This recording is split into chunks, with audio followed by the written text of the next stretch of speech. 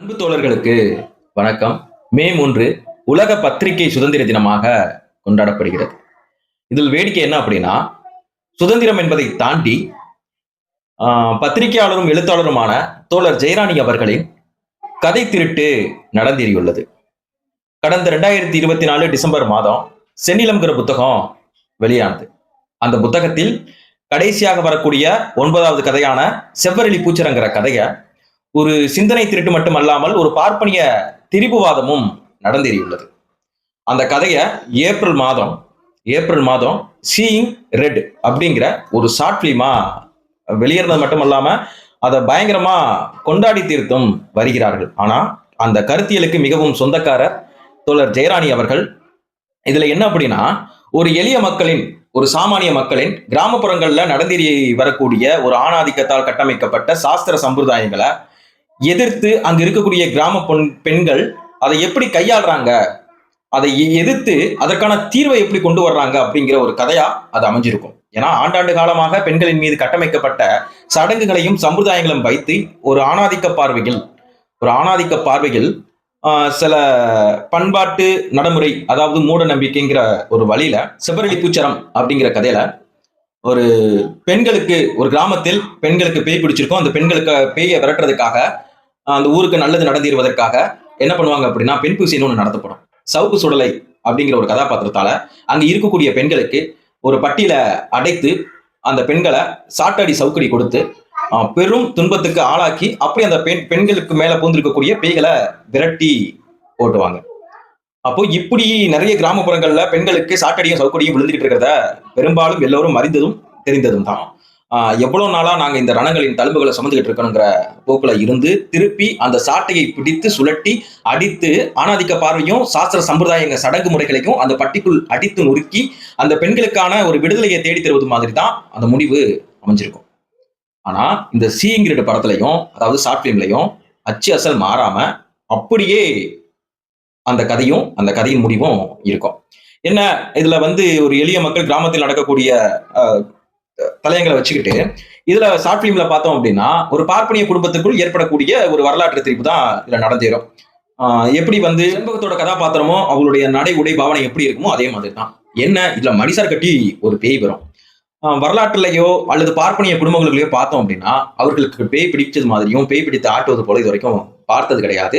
அது மாதிரி அவர்களுக்குள் பேய் ஓட்டக்கூடிய பழக்க முறையும் இருந்ததாக தெரியும். பூச்சரத்தில் எப்படி பருவநிலையில் இருக்கக்கூடிய பெண்களை ஒரு பட்டிக்கில் போட்டு அடைத்து சவுக்கடியால் அவர்கள் உடம்புக்குள்ள பிடிச்சிருக்கிற பேயை விரட்டுறாங்களோ, அது மாதிரி இந்த ஷார்ட் பிலிம்லையும் அந்த பெண்களுக்கு பேய் ஓட்டுவதற்காக செவ்வரளி பூச்சரத்தில் வரும் சவுக்கு சுடலையை போல வீப்படி மூர்க்கங்கிற ஒரு கதாபாத்திரமும் இந்த சீங்கிரட் கதைக்குள்ளேயும் வீப்படி மூர்க்கங்கிற ஒரு கதாபாத்திரமும் உலக வர்றதை பார்க்க முடியுது. வீப்படிங்கிறது சவுக்கடி தான், அதுல எந்த விதமான மாற்றமும் கிடையாது. அது அச்சலாக அப்படியே தான் காமிச்சிருக்காங்க.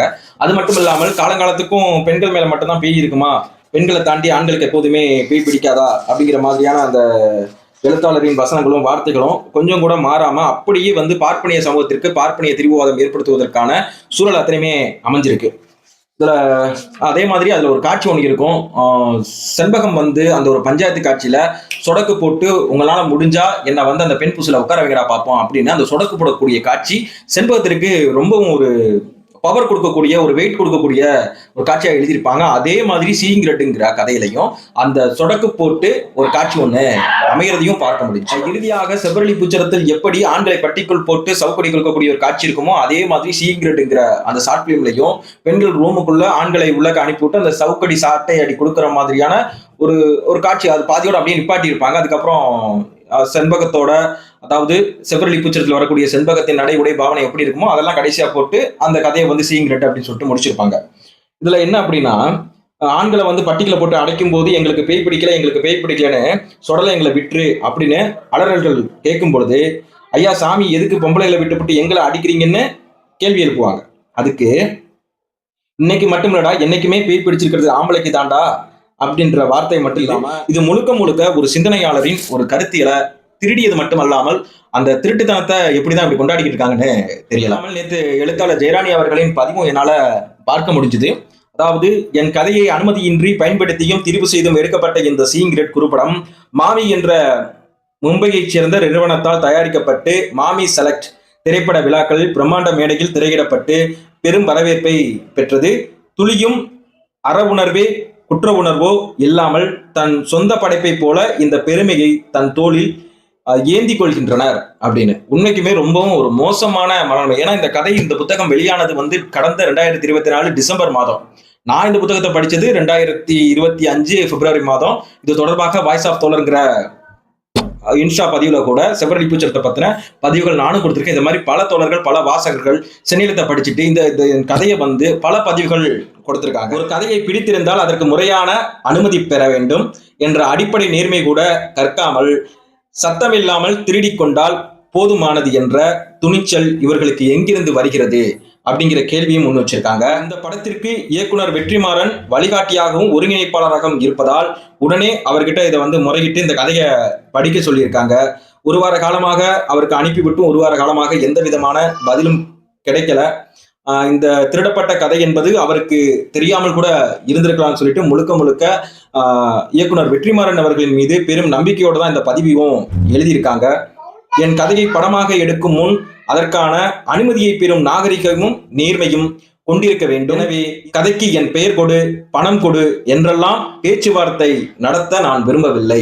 அதாவது தனது கதையை, தனது சிந்தனைய, தனது படைப்பை ஒருத்தவர்கள் திருடியதுக்கு பின்னாடியும் கூட அவர்கள் என்ன சொல்றாங்க அப்படின்னா, கதைக்கு என் பெயர் கொடு, பணம் கொடு என்றெல்லாம் பேச்சுவார்த்தை நடத்த நான் விரும்பவில்லை. ஏனென்றால் அப்படி செய்தால் இந்த திரிபுவாதத்திற்கு நானும் துணை போனதாகவும், கதை திருட்டு என்பது தனிநபர் பிரச்சனை, ஆனால் கதை திருவு என்பது சமூக பிரச்சனை, வரலாற்று அநீதினு பதிவு பண்ணியிருக்காங்க. எனவே என்னுடைய நிலைப்பாட்டை இங்கே அறிவிக்கிறேன்னு சொல்லிட்டு கடைசியில அவருடைய பதிவையும் கொடுத்திருக்காங்க. என் கதையை தன்வயப்படுத்தி திருபுவாதத்தில் ஈடுபட்டதற்காகவும் அதன் பொருட்டு எனக்கு உண்டாக்கிய மன உளைச்சலுக்காகவும் ஷாலினி விஜயகுமார் பொதுவழியில் மன்னிப்பு கேட்க வேண்டும். மேலும் சீயிங் ரெட் படத்தை இனி எங்கேயும் திரையிடக்கூடாது, அனைத்து தளங்களில் இருந்தும் அப்படத்தை நீக்க வேண்டும். மாமி திரைப்பட விழா குழுவினர் தம் தேர்வில் இருந்து இப்படத்தை விலக்கி வைக்க வேண்டும். இதற்கான சட்டப்பூர்வமான அனைத்து நடவடிக்கைகளையும் நான் மேற்கொள்வேன். இயக்குனர் வெற்றிமாறனுக்கு இத்திரிபுவாதத்தில் உடன்பாடு இருக்காது என்று நான் நம்புகிறேன். என் ஒரு எழுத்தாளராக, பத்திரிகையாளர்களாக ஆக்கப்பூர்வமாக செய்வதற்கு இந்த ஆணாதிக்க சாதிய சமூகத்தில் எவ்வளவோ வேலைகள் மலை போல் குவிந்து கிடக்கின்றன. அப்படி செய்யும் வேலைகளையும் தேடிக்கொண்டு திருத்திக் கொண்டும் இருப்பீர்களே ஆனால் எப்படி வேடிக்கை பார்ப்பது? இது எங்களுக்கு வலி மிகுந்த இரட்டை போராட்டம் என்பதை சொல்லிக் கொள்கிறேன் அப்படிங்கிற ஒரு பதிவையும் நேற்று கொடுத்திருக்காங்க. உண்மைக்கும் ஒரு வாசகனாக இந்த கதையை படிச்சுட்டு இந்த சீயிங் ரெட் படத்துல இதே மாதிரியான ஒரு கதை அமைஞ்சிருக்குன்னு சொல்லிட்டு நான் கேள்விப்பட்டதுக்கு அப்புறம் பார்த்ததுக்கு பின்னாடியும் பெரும் மன உளைச்சலுக்கு ஆளாயிருந்தேன். ஏன்னா அந்த கதையை படிக்கும் போது எனக்குள்ள அப்படி ஒரு சிந்தனைய, ஒரு கருத்தை எனக்கு கொடுத்திருந்தது. ஆனா இந்த சீயிங் ரெட் மொத்தமா அதை மழுங்கடிச்சது மாதிரியான வேலையை இருக்கு. நிச்சயமா தோழர் சொல்வது போல அவர்கள் எந்த விதமான உரிமையை கொடு, எனக்கு பேரை கொடு, பணத்தை கொடு, பொருளை கொடுன்னு சொல்லி கேட்கல. இது பொதுவெளியில் மன்னிப்பு கேட்கணும். இதற்கான தக்க நடவடிக்கை எடுக்கப்படும். இது ஒரு வாசகனாக, உங்களில் ஒருவனாக, அனைவரின் சார்பாக இது வன்மையாக கண்டிக்கணும்னு இந்த இடத்துல நான் பதிவு பண்ண விரும்புறேன். நன்றி. புத்தமும் புத்தகமும்.